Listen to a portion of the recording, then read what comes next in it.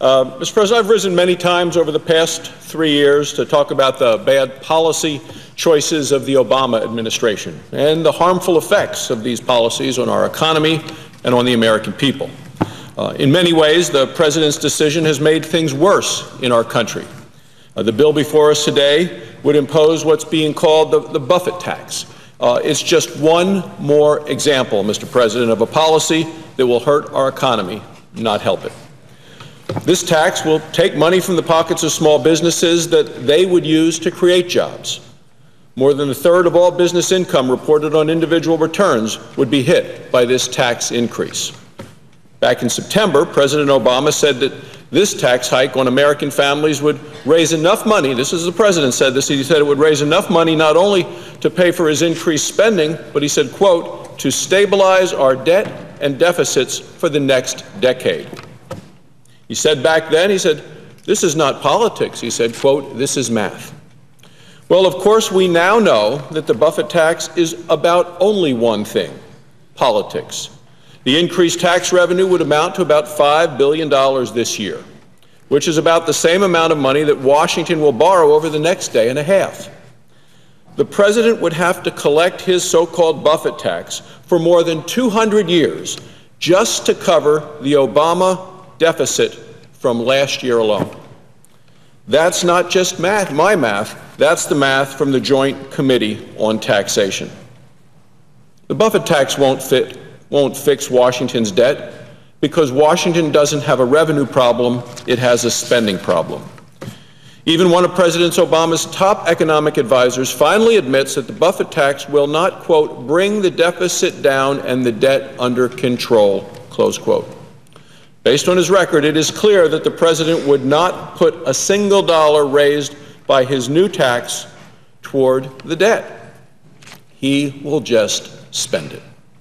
So the President has now changed his story once again.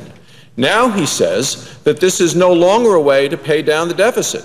Now he says it's just a matter of fairness. Well, President Obama has been using the word fair in quite a few of his campaign speeches lately.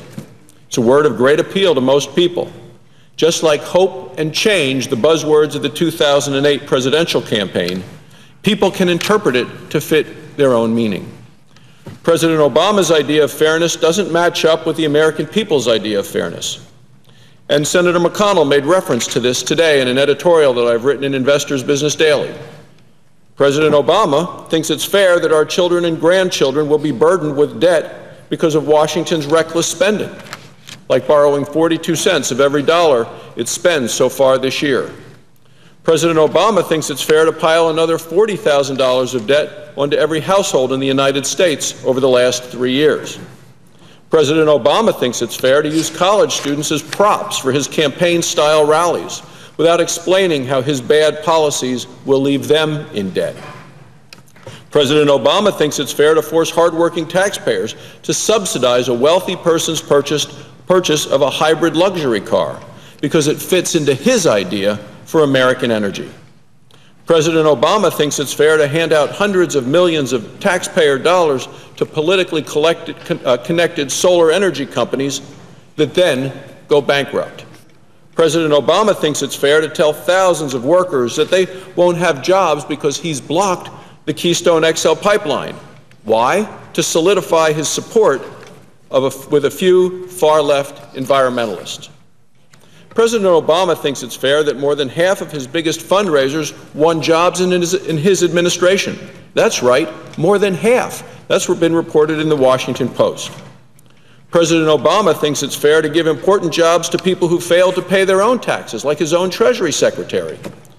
And apparently, President Obama thinks it's fair that 3 years of the Obama economy have left us with more people on food stamps, more people in poverty, lower home values, higher gas prices, and higher unemployment. There are many ways in which the American people's understanding of fairness differs from the way that President Obama has been using the word. To the vast majority of Americans, fair means an equal opportunity to succeed. To President Obama, fair requires nothing less than a totally equal outcome, regardless of effort. To most Americans, fairness allows for the pursuit of their own dreams. It also recognizes that no man and no government can provide a guarantee of success. The waves of immigrants who've come to our shores over generations did so for freedom and for a chance to succeed. They did not come to be taken care of and to have every decision made for them by the government. That's what many of them were leaving behind. When President Obama pushes for equal outcomes instead of equal opportunity, he is trying to pit one American against another. He is telling people that it is not fair that someone else has something that they don't have. Well, that may be a clever campaign tactic, but it is not true, and it is bad for our country. One person getting more does not mean someone else has to get less. In America, it's possible for all of us to prosper. That's what made America different from the very beginning. The prospect that all of us can do better, not at the expense of our neighbors, but by our own effort. There's something that threatens to keep all of us from success. It is the thing that threatens to keep us all from passing on to our children the hope for their own prosperity. It is the crushing debt, the debt that this administration has been forcing onto the backs of American workers. It is the mountain of bureaucracy that stifles American opportunity. The old maxim says that a rising tide lifts all boats. President Obama seems to think it's better to put holes in all of the boats as long as that means that they're all equal in the end. That's what he seemed to be saying in 2008 during one of the Democrat presidential debates. Moderator Charles Gibson asked then Senator Obama why he favored raising taxes on capital gains. Our history clearly showed that when the tax rate has gone up, government revenues actually went down. Senator Obama said that he wanted to raise taxes anyway, he said, quote, for purposes of fairness. In the name of achieving what he considers to be fair, the president was willing to hurt millions of hardworking families who already paid taxes on their income, families who invested some of that income, and now would have to pay higher taxes again when they decide to sell some of those investments. The president didn't even care if Washington ended up with less money as a result of his efforts to punish success. The only important thing was that he thought it would be more fair. Now, that's a pretty extreme definition of what fair means, and it's not one that the American people share. In any fair society, doing better should be a consequence of one's efforts. To President Obama, fairness means getting something for nothing. The American dream is about people using ingenuity, ambition, and hard work. It's about overcoming obstacles. Americans admire the inventor who works long hours in the garage, building and failing and trying again and again until this inventor succeeds. Americans speak with pride about having worked their way through college, washing dishes, pouring concrete, flipping hamburgers, whatever it took for them to reach their goal. Most Americans don't speak with pride about being bailed out by Washington or cashing a government check. The idea of people earning their success has been a vital part of our nation's character since our founding. It does not come from government. It cannot be redistributed.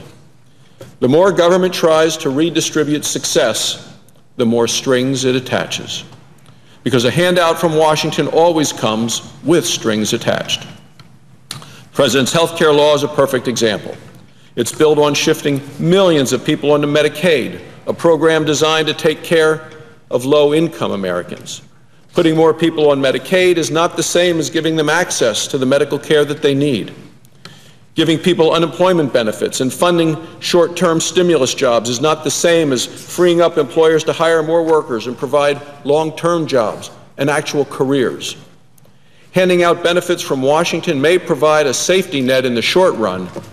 When the short run turns permanent, it robs people of the tools and incentives they need to succeed. It does even greater damage to our economy when President Obama pays for it by piling more debt on the backs of American taxpayers. We all recognize the value of the social safety net. None of us, I repeat, none of us want to eliminate that protection. To be true to this country's greatest traditions, it must be a real safety net to catch people from falling. It must never become a net to entangle those so that they cannot rise, nor a comfortable hammock on which they choose to recline. Somewhere along the way, Washington twisted the honorable American impulse to care for the least fortunate among us. That shift now threatens to produce a culture of dependency, a culture that weakens our society and hurts the people it was meant to help. A half-century ago, John F. Kennedy appealed to the great spirit of America when he said, "Ask not what your country can do for you," he said, "Ask what you can do for your country." Today, the Obama administration is trying to make Washington irreplaceable in the lives of Americans. The great irony, the great tragedy, is that no one is more trapped by this failed redistribution than the poorest, the people that the president so often claims to be trying to help. That's part of the downside to the culture of dependency. It's why Washington can never provide for people as well as people could and should provide for themselves. President Obama is focusing on fixing all of the faults he sees in the American people. Republicans are focusing on giving the American people the opportunity to succeed using their talents and their hard work. When Washington tells people, "Don't worry, your government will take care of all your needs," it does them no service. It only deprives people of their freedoms to make their own choices, to stand on their own 2 feet, and to earn their success. The American people don't want Washington to pick winners and losers. They want a fair chance to win on their own. That's why asking for a clear and a limited set of rules and the assurance that those rules apply to all of us, even those who donate to President Obama's re-election campaign. They're asking that the rules not change on the whims of some unelected bureaucrat in Washington.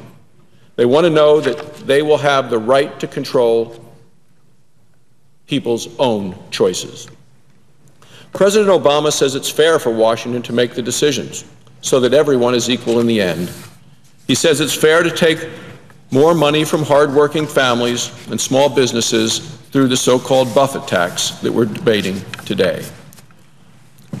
Mr. President, tax increases won't help our fragile economy, and they won't put the brakes on Washington's out-of-control spending. Republicans want to promote economic growth for everyone, not equality of outcome at everyone's expense. Despite what President Obama may believe, America is not an unfair place. True fairness requires equal opportunity so that all may pursue their American dream. That's what America was founded on, and that is the philosophy that must be allowed to lead us to a more prosperous future for all. Thank you, Mr. President. I yield the floor.